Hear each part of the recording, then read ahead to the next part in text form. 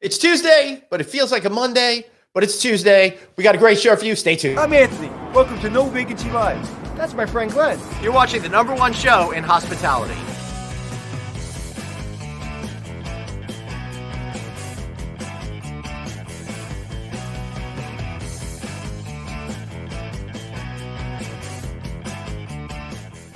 What's that song from the late 80s, early 90s? Gonna make me sweat? Is that what Where you been all my life?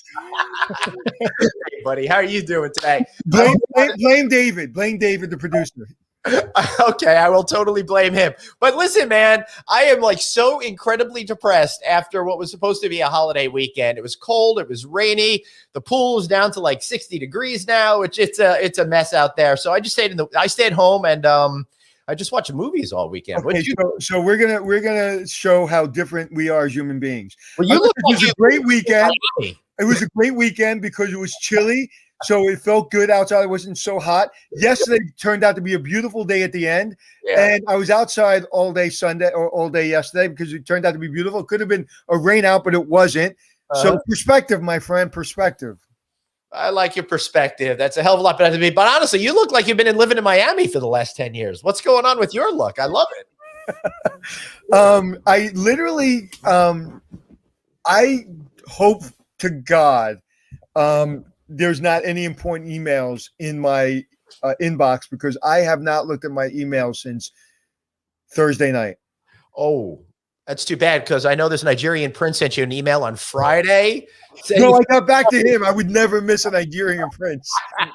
You know what's interesting is, so you laugh, but I'm going to make 80% of my money back on that Nigerian prince. I sent him all the money he wanted, and he promises me by tomorrow I'll have 80% back in my bank account. Oh, that's excellent. I love that. Good for you, man. You are not going to need to do this show anymore, but I'll be here every single day hoping. Oh, wait. Do I do this show for money? Because if I do the show for money, hold on a second. Let me check my food stamps. All right. If you want to advertise on our show, drop me a line, Glenn at novacancynews.com. Why do you want to advertise? Because we get the most incredible guests there are. And Anthony, no other show on the internet has such a cool guest as we have today. Are you still checking to see you're checking your bank account? What's that? Hold on a second. My daughter started her first day of work today, and she just said she's got to go get something. I don't know. Just go ahead. All right, so let me do that. What I thought was going to be an incredible segue into our conversation. All right, so listen, there are a lot of hospitality podcasts out there. A lot of people doing the same kind of stuff. Not us. No, we're doing something different. We've got one of the coolest guests, Anthony. You know what we're going to be talking about today? Yes, we're going to be talking about whether I should shave my beard or not. That's absolutely right. And as soon as we're done with that, we're going to save the last 30 seconds of the conversation. Let's bring him on right now. Dan McCoy, Chief Innovation Officer with the TSA. How freaking cool is that? And to celebrate, Dan, I'm not in Denver today, one of my favorite TSA checkpoints. You know what? If I ever had that beard or that hair, I wouldn't shave my beard or my hair. I need the tan. I need the color, though. That's what I'm looking for. Yeah, but that beard, man, that's a beard. Now that man knows how to wear a beard. So, I appreciate it. Dan, does he look like he's in Queens or Miami right about now? I can't get over this. Probably one of the nicer parts of Queens. I would say maybe an Astoria vibe, hookah lounge going on in the back. No, think closer to the beach. Yeah, sounds sure. And so, Dan, thank you so much for joining us. I really appreciate you being here. And I got to tell you, man, you guys have your act together, particularly during this COVID-19 period. Every single time I went through a TSA checkpoint, I felt like it was easy, quick process. Of course, I got pre-check, I've got global entry, I've got all the goo-gaws that you want to have out there. So I really liked it, but that's not good enough. That's why they got you, Chief Innovation Officer. Before we get into the whole story, what does that mean? Oh, man. A question I should be better able to answer quickly, but I do a new answer every time. So just bear with me as I go through this one. So it's kind of a growing role, I think, in government that you're seeing is this role of innovation. And it's really born out of this idea over the past few years that research and development has been so good at getting new technologies in place and kind of moving them along our traditional cycle But in a lot of ways, either in the DoD, the warfighter, for TSA, the TSO, for some of our folks at Interior, your forest management, the tech hasn't been getting there as fast as they want. And that's where we come in. So we are hyper obsessed with accelerating action. We are hyper obsessed with speed. So whether that's software, whether that's training, whether that's new technology that's dual use already in the field somewhere else, whether it's at a hotel, an airline, we want to pull it in as fast as possible. We want to test its viability within our op environment, and we want to see if it succeeds. And if it doesn't, we want to kill the program as fast as possible and move on to something else. But that's really what we're focused on, is getting TSA to kind of unlock that speed that we know we have in responding to crises. And we want to do it within the culture of our workforce. We want to do it within the authorities that we have from Congress and our appropriators. And we want to do it through ecosystem partners. We want to do it with folks like you all, folks at the airlines, folks at the hotel chains. And that's kind of how we want to roll. Cool. It's interesting because when they started TSA, they were thinking about it, making it, not a public, basically run by the public, but run by business. And I thought it was a mistake that if it's not run by the government. On the other hand, it's the problem is that the government's not efficient. So the good news is when I see a TSA agent, I feel better because I know it's working for our government. On the other hand, I'm like, they're not as efficient as maybe if it was running by a business. So I'm more curious before we go forward. I want to go back. What's your background that would bring you to the TSA, a government organization? I'd imagine, without looking at your background, that you come from business. You have a long history of technology, and for some reason, the government probably paid you $6 billion because you decided to go work for the government.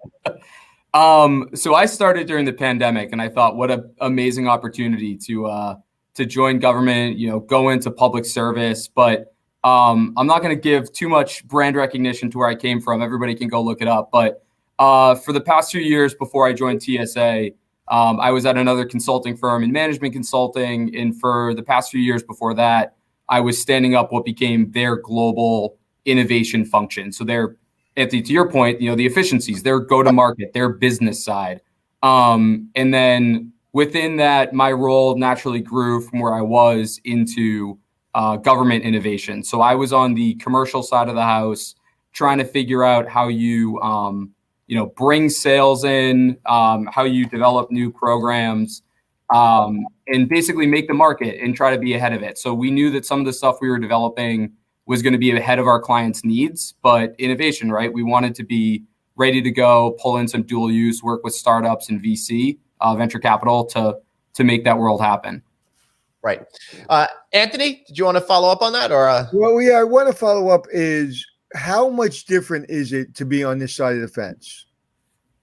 Is it more frustrating? Is it less frustrating? And be honest. I have no problem being honest. I'll tell you guys, it gets me in trouble pretty often. So I've been answering it, recently in kind of the same way. The stuff that I thought was going to be hard is harder. The stuff that I thought was going to be easy is hard.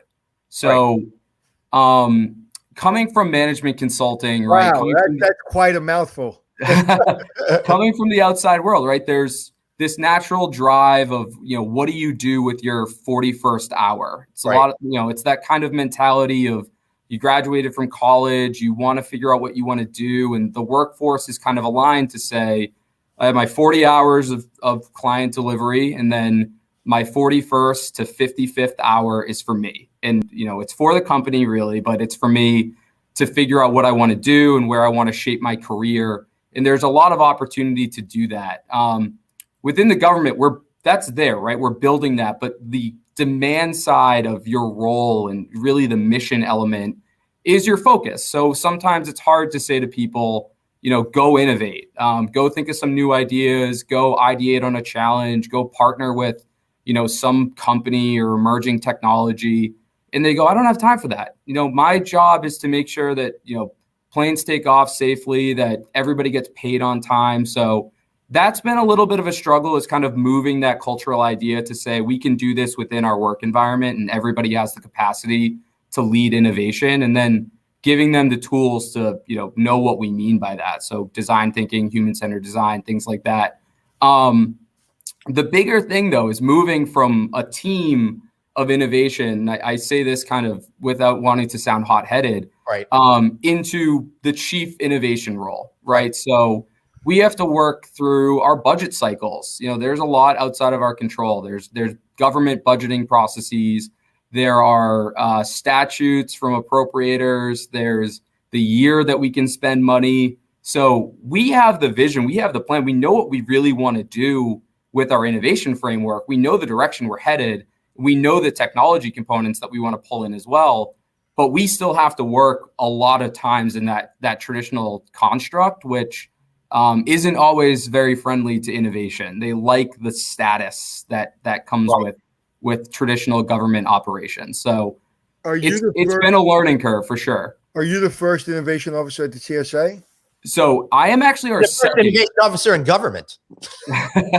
I wish. That would be an amazing, beyond my already cool title. That would be quite the cool title.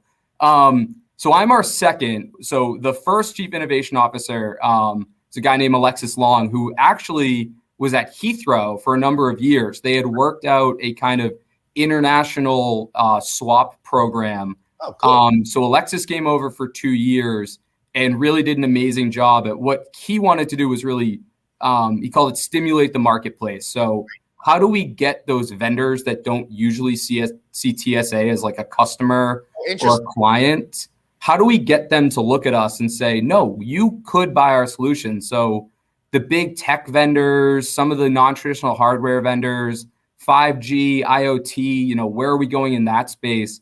He wanted to kind of raise the flag and say, hey, TSA should be on your radar.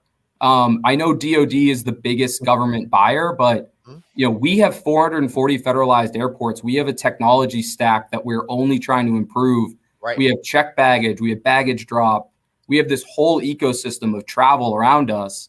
We should be on your radar. And he started to work on that and did an amazing job at getting companies to realize that we were a real buyer for them, and we could help shape some of the prioritization of their feature sets for their products. What was the biggest innovation in the last 2 years, or a big innovation that's going to come in the next 2 years that you can talk about? I can talk about a bunch. So I'll say of the last 2 years, right? We'll do past, we'll do future. CT, so computed tomography, really is a big step forward in detection for checked baggage, and now moving in to personal items as well. It gives us way better insight into individual luggage components. So TSOs can spin models. We have higher detection algorithms that are doing some of the work for our officers so that they don't have to get that strain. I don't know if you guys know this, but that gentleman, that lady sitting at that TSO desk, that is a stressful job. I think it's, sub 30 minutes that you can really devote your entire attention to that. There is burn as you watch all those bags. So CT, which, a kind of a, lift and shift innovation from the medical field, really is doing an amazing job at helping reduce some of that strain, bring new efficiencies to check baggage. What is, because I'm curious, because when I watch those people and I watch them closely, because I'm just curious, because to your point, I'm like, how do you do this all the time? And I see them switching out a lot, but there's some people that really, really look. Yeah, right. There's some people that seem to be quicker at it. What technology has happened that's making it faster for them, like in layman's terms? And how much experience do you need to really feel comfortable to move a little quicker? Yeah. So experience-wise, right, there's always, we've had folks with us since inception. There's been TSOs that, since the founding of TSA are still here. And this brings me back to like my first job out of college with just rate algorithms of how fast can you make a peanut butter and jelly sandwich versus how fast I can make one. It's just, it's an experience thing of how long you've been doing it. So there is some specifics for the technology that they're working on. So some folks definitely just have a knack for it and know how to do it. All of our TSOs go through training at our training facility in Georgia called FLETC. Don't ask me what the acronym stands for. I do not remember right now. I probably should. And then they get on-site training as well to get ready. So definitely, different folks have a different aptitude for it. There's all the different roles within the checkpoint. So some folks are more attuned to wanting that role versus something else. But, in layman's terms, what it's really doing is providing a better image of what's happening in the bag. So traditional X-ray, right? You're seeing things. It's kind of the older technology that we've been working with. CT really enhances that through what it does and, the component parts and the hardware parts, some of which I can't get into, obviously, but it really elevates that quality so that it is less strained for a TSO to go, well, what is that? And coupling that with some AI, ML technologies, artificial intelligence, machine learning that we're working with, the future will probably be validation instead of, a lot of detection. So the AI will go, we've seen 17 million bags, or we've seen whatever training data set we're using. We have a good sense of what's in that bag. And really like that 3D element versus 2D element, that flat file versus the move is huge for detection. So that's really like reinvent the entire process, help you redeploy your teams and really make it a lot more efficient, which I think the end result is everything moves quicker, right?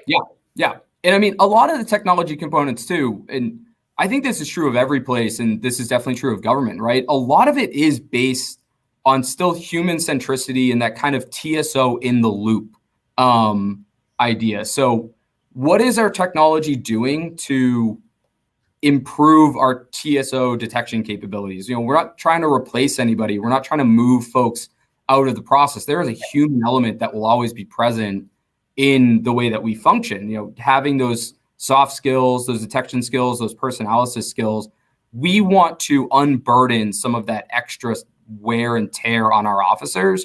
And the best way to do that really is with technology. So CT, 3D, non-flat imagery really does help. And it will help too, right? I mean, the future of also looks like you can keep more things in your bag. We'll have better detection to say you don't have to divest this, that, and the other. There are things right now that we ask you to take out for REs and yours. And in the future, right, we'll have better detection to say, keep it in, Totally. We'll know what it is. One of the things that I try to do is I ask them always before going in, even though I'm in pre-check, hey, I've got a laptop and an iPad. Do you need me to take one of these out? Because there's nothing I hate more than them having to do the rescan move where they make you take the stuff out and then they bring it back in the bin. Oh, that's too So when do you think, so most of these new scanners are in airports now? So for checked baggage, it's pretty saturated. We are moving into now on-person screening and what you're bringing onto the airport. I wish I had the exact numbers. It's something that I probably should have armed myself with for this conversation. I think it's posted. One of our leaders testified in front of Congress within the past month, so I know he was asked that same exact question. But the idea, is that, especially at bigger airports, JFK, LaGuardia, Newark, Vegas, LAX, you'll start to see that technology arrive much more frequently. I know I had a friend who flew out of Tampa the other day who sent me a picture of one. Oh, cool. It had glowing blue lights coming off the side of it. And he was like, what the heck is this thing? And I was like, oh, that's our new CT machine. It's great. Yeah.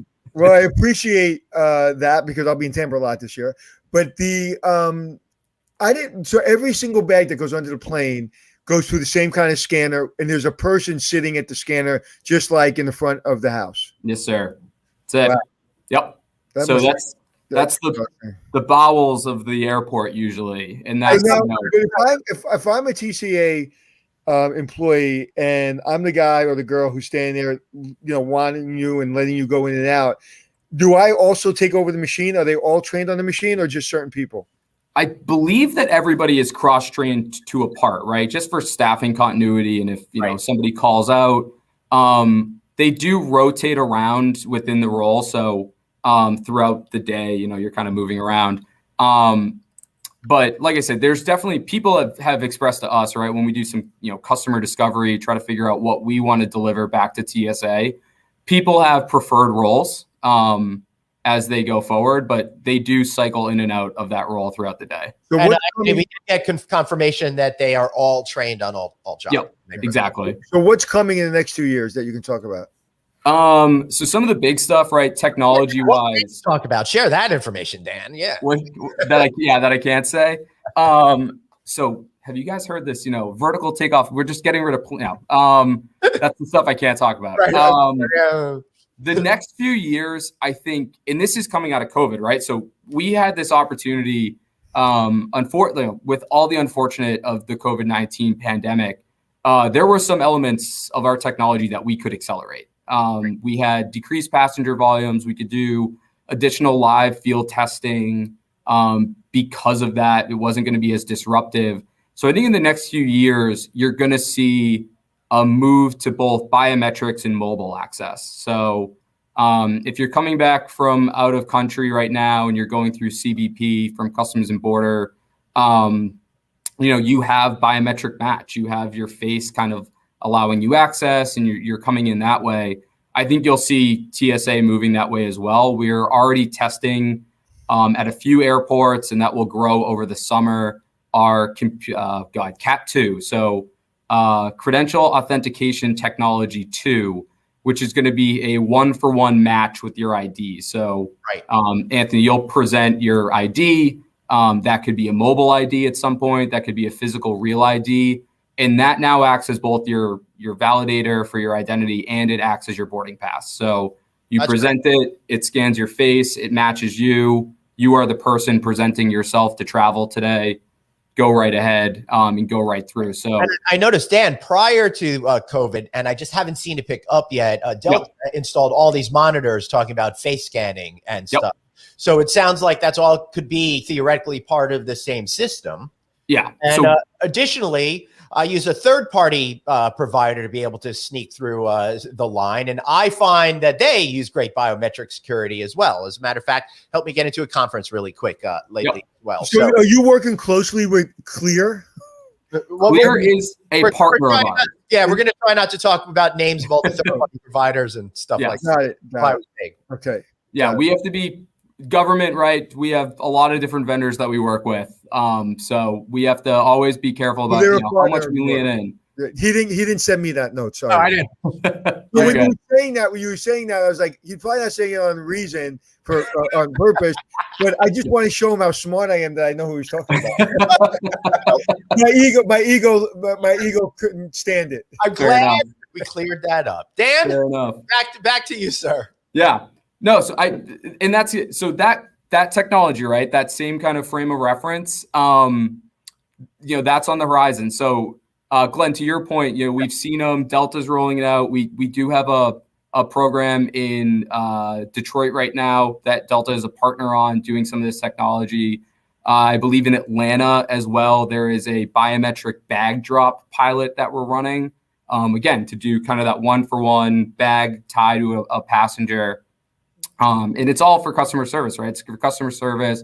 It's for tracking. It's to make everybody's life easier. So those are two big ones. And then we're working very closely with some of our, National Institute of Science and Technology friends over in Department of Commerce around some of the standards that we're setting for mobile driver's licenses. So making that connection, right, between your mobile device and that privacy that it can bring you, and really, again, just getting reduced contact for COVID with TSOs and passengers, and elevating the passenger experience. But more than anything, right, this really does elevate our detection capability. This elevates the way that we know you're you, and we can validate that you're you and you're traveling today on that flight that you bought. So the biometrics and the mobile stuff, I think, is really over the next few years going to proliferate.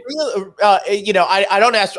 I can't ask you for real numbers and stuff like that. That wouldn't be fair. But what percent do you think this could actually help you find nefarious characters out of there by making sure that you have all this biometrics and stuff? What is it like? What's the real effect on how your job's easier and more efficient?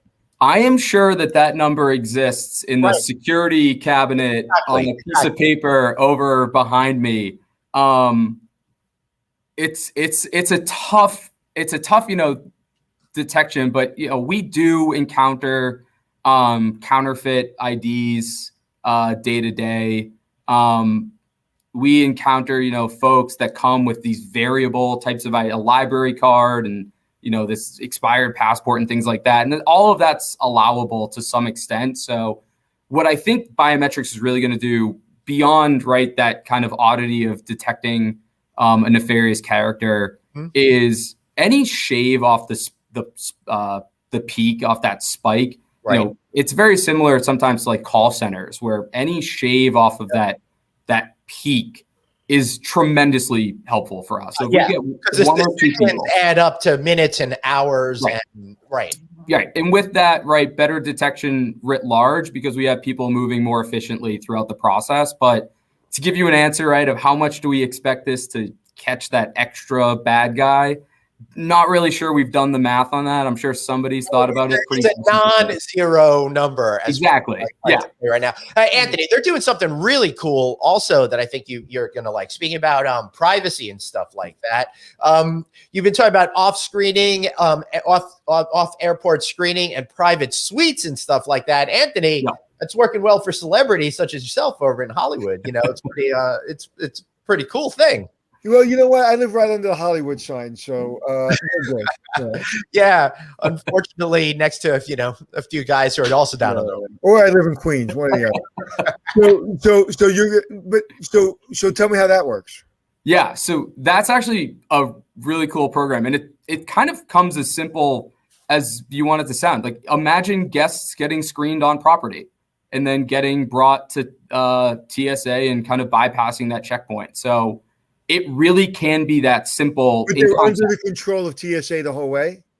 So we have to, that's one of the big questions that when we go through these pilots, they're congressionally authorized. We are allowed to run them. It's really one of the few times that you get a congressionally allowed, experiment to run, but it is through TSA. So TSA would have to administer and run the program in partnership with a regulated entity, which is an airline, airport, that type of environment.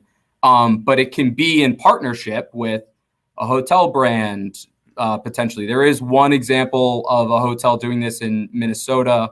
I don't know if the pilot ever went live. It was starting right during COVID, but it really is as simple as passengers and guests are getting screened outside of the traditional checkpoint. And again, like I was saying before, for us, anything pulling off that top curve is always helpful. It's helpful for the passenger. It's a much better experience. And for brands, it adds this new component of, hey, become a, platinum medallion, gold status, 1K, and this kind of new program applies to you. But in partnership with TSA, we would set up some type of off-site screening location. As Glenn had mentioned, there is one at LAX right now for the VIP section. If you want to kind of get away from the traditional checkpoint, have a little bit more privacy, you can opt to go through that. But it's TSA delivering the same service. It's mostly the same equipment that you go through.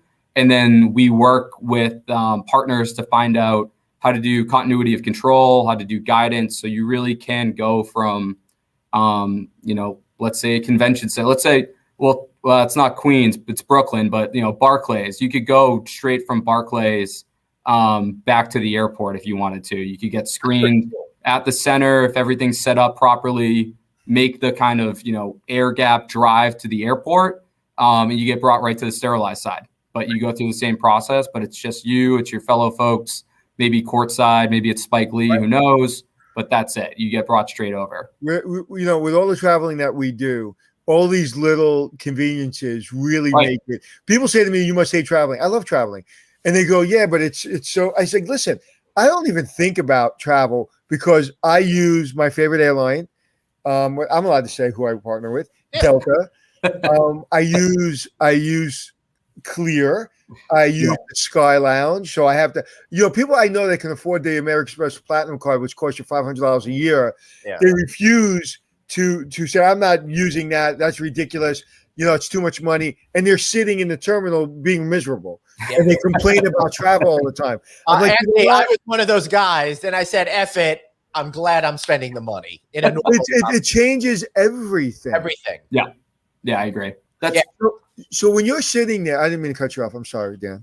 No, which I was agree. So I have yet to make the jump to the Centurion lounges, but the card that I have gets the global pass. I forget what it's called right now, but when I'm flying, so I'm in DC, right? So for me, it's DCA, it's IAD.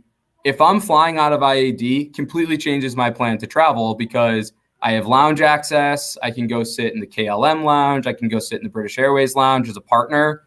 I'm completely rethinking about how I get to the airport versus if I'm flying out of DCA, and I know that they've done some great stuff to that terminal, and it's not a slight on them at all. I'm 15 minutes away. I'm getting in that Uber 13 minutes before my flight, and I am yelling about traffic the whole way there, and I'm sprinting through pre-check. But really, you're right. It's a whole different way that you approach travel. That's so true. That's it.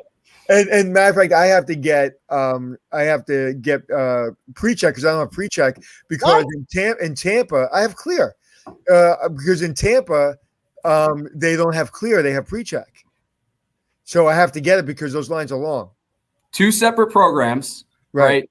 If you have clear, you should always have pre-check too, or global entry, or one of the DHS trusted travelers, because all clear does.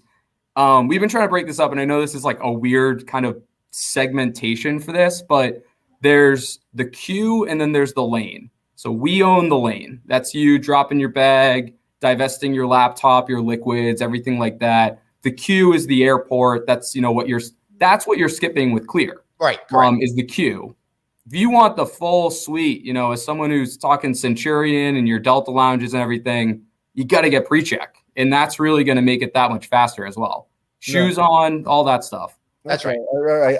I actually signed up for it. I just haven't gone and gotten it. Now, I got the global entry, Anthony, and that came with the pre-check. So when I was doing a lot more international travel a couple of years ago, it was really convenient because I go to a machine, boom, boom, boom. I go right through. I'm through the Customs and Border Patrol really quickly, usually before my luggage even gets off the plane, which is awesome. Then I always get the confidence of pre-check, so that helps. And then when I add in that other layer, it gets me through the line really quick, even if there's a backup on the pre-check. Well, I will try to become as cool as Glenn and do that. Hold on. You're going to be even cooler because you got that Miami look and I don't. But Michael Weinberg has a question that's all about this kind of stuff. So let me just bring it in real quick. CPB already has Michael's biometric data, exactly as Customs Border Patrol. What about TSA getting more? They use different technology. That seems to be an issue just in the general sense. Who's using what technology to help you guys along with that streamlining efficiency thing? Yeah, I'm going to try to keep this at a low tech fluency level. In other words, he's going to talk to two idiots. It gets very weird because you are talking about biometrics, but there's actually important things to hit on this that aren't the technical components. So first off, we are partnering with CBP on the solution that they have right now for what we call a 1-to-N match for biometrics. So if you present your ID, put it in the machine, and it matches it to your face, that's 1-to-1. You're matching your face on that ID. What CBP does with some of their biometric data is a 1-to-N. So it's matching your presented biometrics to other components, and it could be anyone that flags. Flags are probably the improper word to use there, but anyone that returns a result and can validate you and your credentials. So we're partnering pretty closely with them as well. And I'll say this, of the team that leads that, we have a team that's really dedicated and focused on the biometrics component. They are consistently working with National Institutes of Science and Technology from a trust standpoint of how to technically build in trust. They work with our Civil Rights and Liberties team, which is another big team at TSA, to talk about what this process looks like, how you message it. There's always the option to opt out of this technology. If you don't want it, you can go through the traditional process. And we're working with groups like the ACLU and Southern Poverty Law Center. We've connected with them to say, how do we make sure that we are building the trust that we know that we're delivering to this? We are delivering an incredibly trustworthy solution. And we just need help working to do that. And then, we are always committed to passenger privacy and making sure that data is secure. And TSA and DHS, again, and this is big of every government agency, cybersecurity is becoming a huge component of how we live and how we work. So we are always reinforcing and hardening that landscape as well. Right. So I'm getting word from behind the scenes that TSA is committed to protecting passenger privacy and secures all personal data collected as part of their biometric efforts. All capabilities are adhered to by the Department of Homeland Security and TSA cybersecurity requirements, just like Customs and Border Patrol. It sounds like we have a government official on our show. That's the first time we ever got something like that. Right? I wish I could cite the statute and, law passed, House Bill HR 151. It really is interesting because when people look at you, Chief Innovation Officer. Now, Chief Innovation Officer seems like a fun job, right? Because you get to innovate, right? You get to do really fun things. But then when you realize you work within the government agency and there are so many things you have to do to protect our privacy, make sure you're being fair to, all walks of life.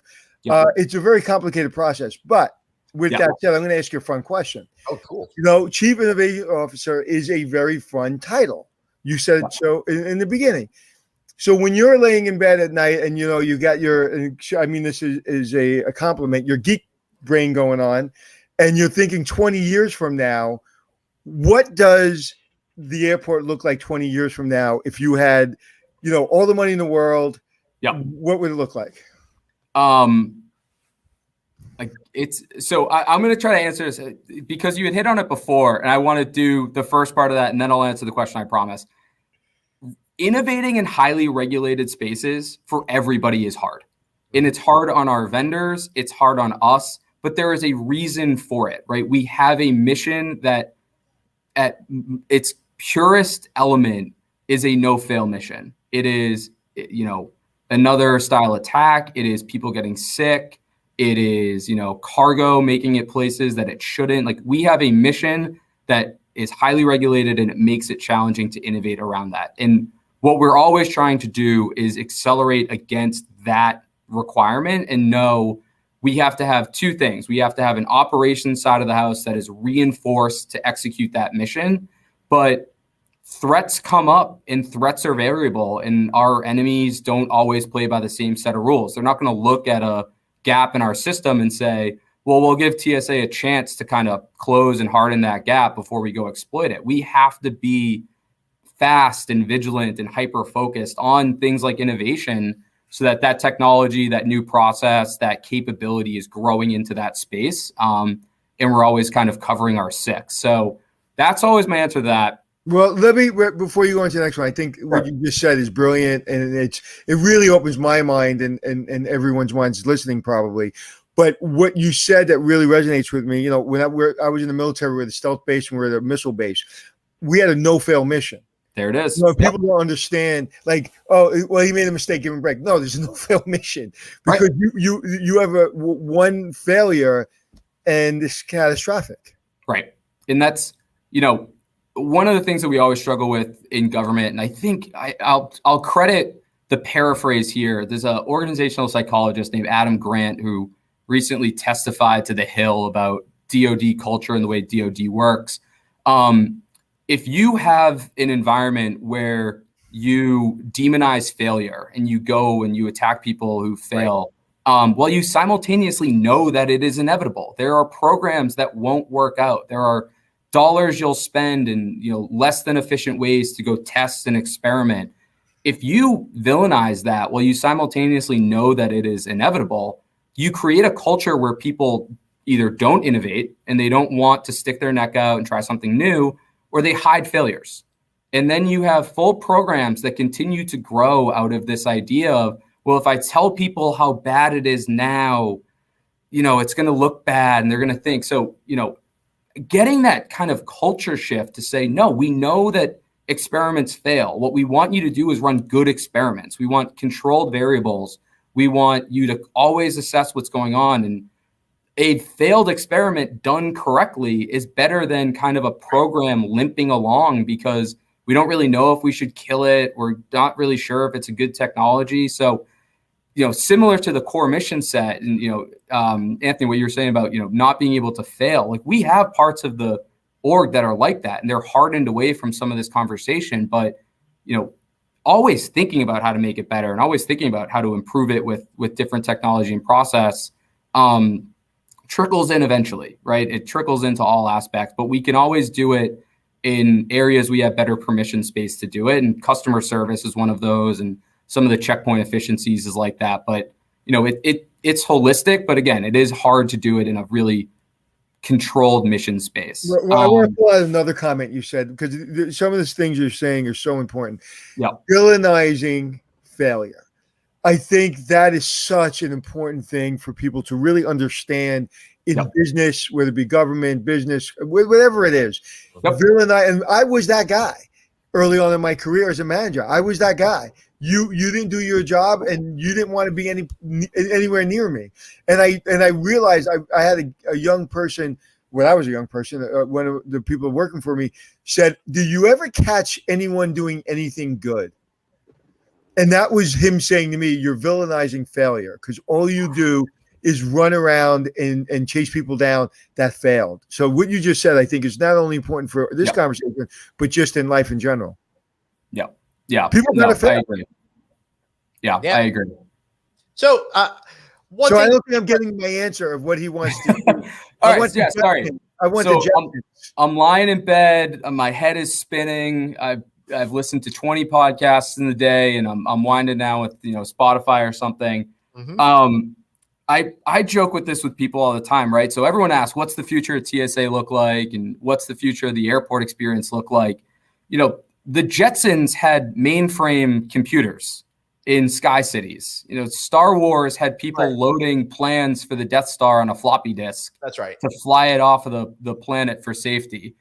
We don't know what other technology components are going to look like, but I can say from our standpoint, right, we're thinking about, what does urban air mobility look like? What does vertical landoff and takeoff, helicopters look like? How will that reshape our mission, and what's our role in that? What is drone, proliferation going to look like for us? So always thinking about those things. What I would like to see, and what I think we're kind of building to, is a nonstop, is an at-speed security, is at-speed detection. So sensor fusion, array of, Internet of Things devices, elevated level of detection through hardware and software, that you are walking into the airport.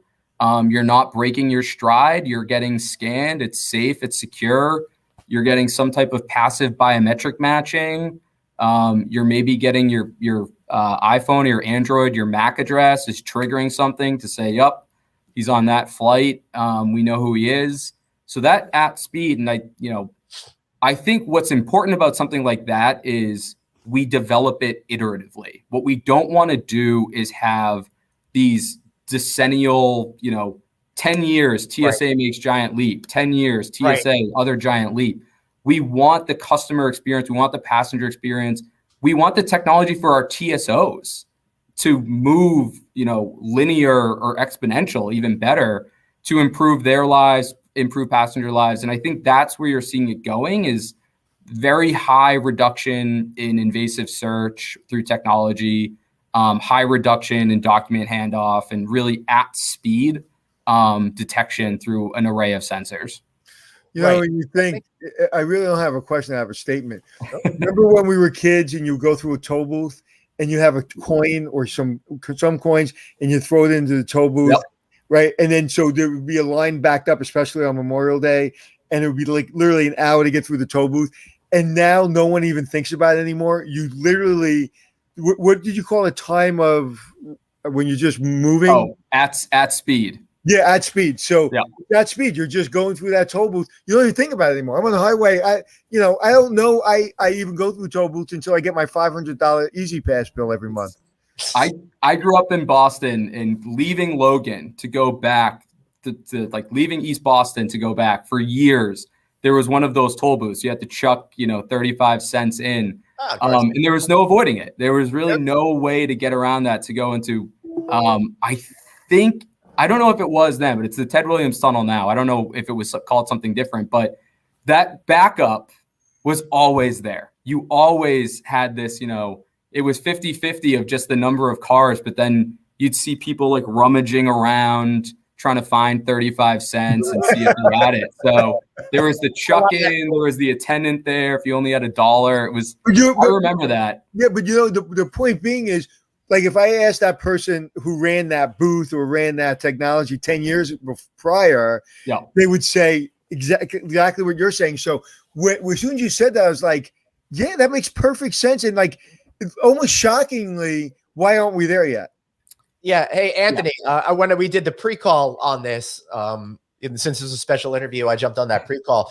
My example of this was in a Total Recall when they're about to leave to go to Mars or something like that. They just walk through the thing and you saw like the thermal images of them and they could see if you have anything dangerous on you. And everyone got at speed. Also, love your term. Was it social fusion that you used? Oh, sensor fusion. Sensor fusion. Cool. Yeah. I mean, that's kind of thinking that at speed, right? So, Anthony, for your question, like, why don't we have this now, right? The technology readiness just isn't there for it. So what we are responsible for, in my opinion, and maybe this is what I'm responsible for, and what my predecessor would do. Well, I'm glad you found what you're responsible for. Yeah, I was going to say, I figured it out on this call. See, this show helps people find what they're responsible for. This is what it is. This is government, this is public service through podcasting. We want to trigger to industry that this is the direction that we want to move in. We want to trigger to them, this is what we're looking for, because we can't build it ourselves, right? All we can really do is kind of indicate to our vendor base and indicate to new folks that want to get involved in this mission, this is what we're thinking, and get really smart people to start to coalesce around these ideas.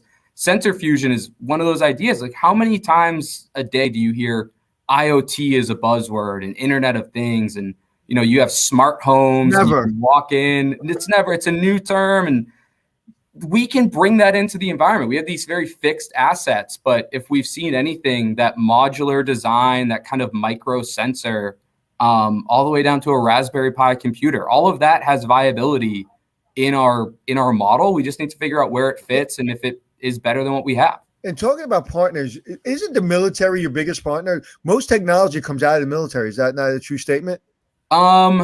They're definitely a big partner. We work with, DoD to kind of align what they're doing for investment and what they're doing for technology scouting. It's actually been a big push of our new leadership as well with the administration change to kind of figure out what they're doing, so we're maximizing the dollars that we spend for DHS. So, if we're looking at, let's say, a cybersecurity solution, DoD is looking at that too. And how similar is our mission space?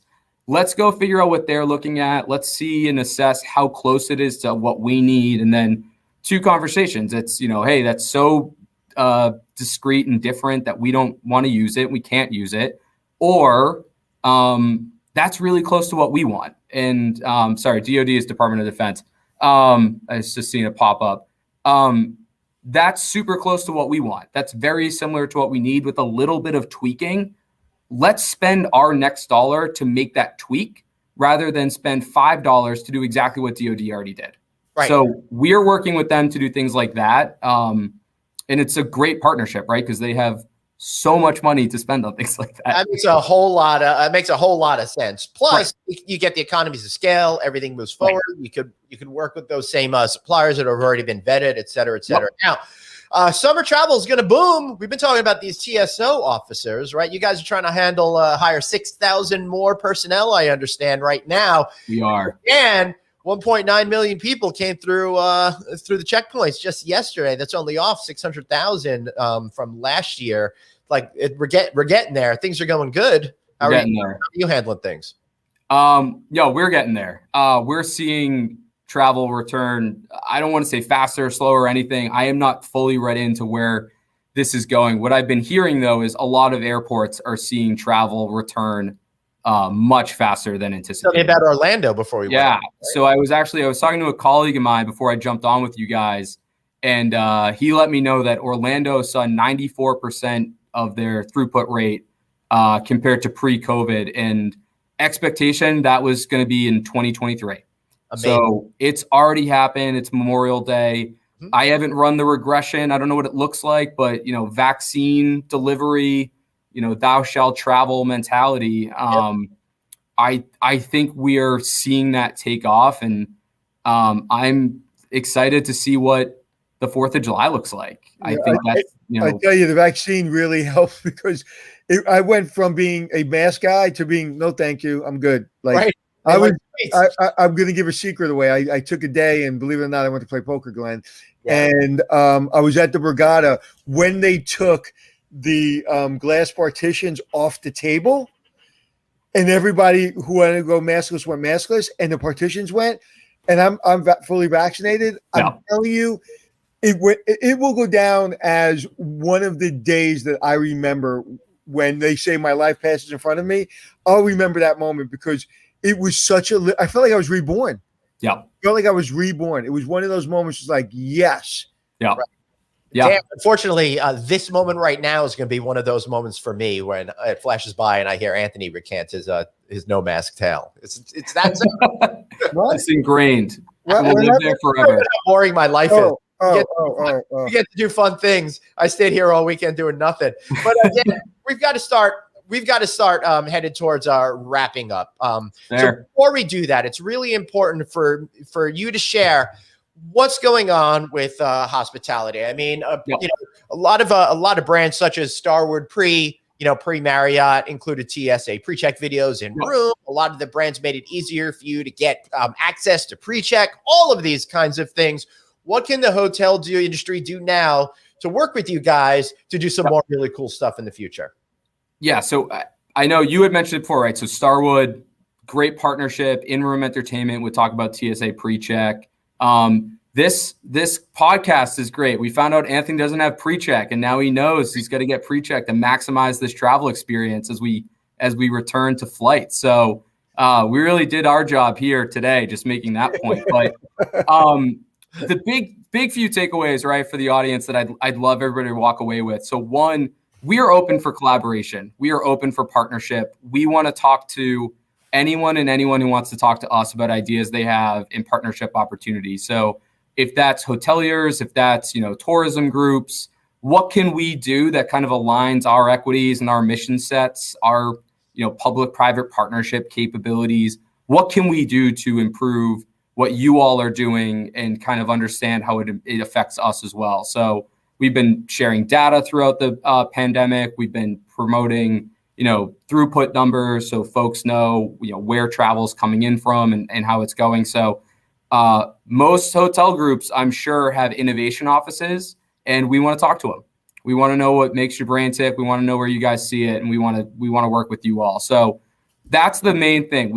If anybody wants to get involved, reach out to Glenn. Glenn will piggyback and pivot to us, and we will have some fantastic conversations akin to this one. Beyond that, get TSA PreCheck or Global Entry if you want it. Be courteous to your TSOs. These guys and girls were frontline workers for the entire pandemic. They did not get to leave. They had to deliver the mission for safety and security for the past 18 months, and you deserve it to them to be courteous as we go through. And people died in the line of duty doing this for America and people being out there and traveling. It's a pretty and I'm glad you said that, because I feel the same way in the hospitality industry. Housekeepers passed away trying to feed their family. Exactly. So Dan, let's leave on a good note. One of the things I want to ask you, what did you graduate from college? What degree did you graduate with? I was in economics and poli-sci degree from Hofstra University, the Long Island University. Okay, and then not LIU, but. And did you do any other studying, or is that because I? As far as no. So it's actually funny. I was dreams of going back for my MBA, and then TSA came knocking and said, "Would you like to be Chief Innovation Officer?" And I said, "Well, that's a much cooler thing to have on a resume than MBA from XYZ school." So no, just undergrad. I just thought you would I just saw you as a person that had thought about computer science your whole life. So this actually, Anthony, thank you so much. I know we're going to shift in a second. You guys are going to bounce back, but this is actually a core tenet to innovation that I like to remind people of. It's not just technology. It is not only technology that delivers innovation or delivers that new concept. It is it is brand partnerships. It is marketing capabilities. It's new ways of doing revenue generation. So, people don't think about it as a fundamental type of innovation, but GM starting their own financial group, right? Rather than going through all these traditional banks, raises new profit margins through a known mechanism that otherwise wasn't applied in this space. It's more automobiles, which increase their sales. Exactly. So, for us, innovation isn't just what's that next biometric detection center look like. It could be something as simple as if you shift the way that your lanes are constructed, you'll see a 20% increase. If you partner with, a hotel group to, either gift some technology or pull new technology, you'll see this much increase in your security output. If you go work with one of the big tech vendors, right, we're not necessarily procuring what they have, but if you build a data ecosystem with them, you can have a better data-driven decision-making process. I find that fascinating. Because I thought the opposite. I thought you were just this, 75,000 degrees in technology guy. But you're a guy that has a hand in technology, but actually, I just like to say common sense. I was going to say, Dan, I love your iterative process, because one of the things that I suspect when you did that Heathrow swap program is because at Heathrow, they have all of the machines that the bins come to you. Yep, the ASLs. Yep. That probably saves a lot of time than people having to grab bins, and the person who has to roll all the bins from the front to the back and all of just that little move alone probably saves hundreds of thousands of hours a year. That's it. Yep. That's it. That is a great example of it. It is technology kind of, but at the same time, that's a process. We've had conveyor belts for years.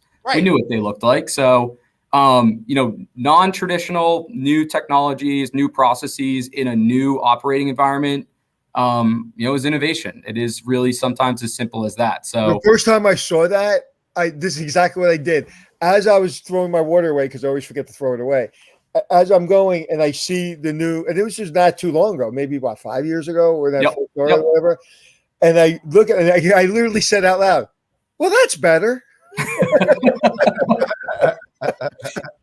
I literally said that. I was like, "Well, that's better." That's great. That's exactly what we wanted to hear. Right? It's things that you don't like. You don't even know that is a better way until you see that's a better way, and then you go, "Oh, why would we do that like from the beginning?" Right?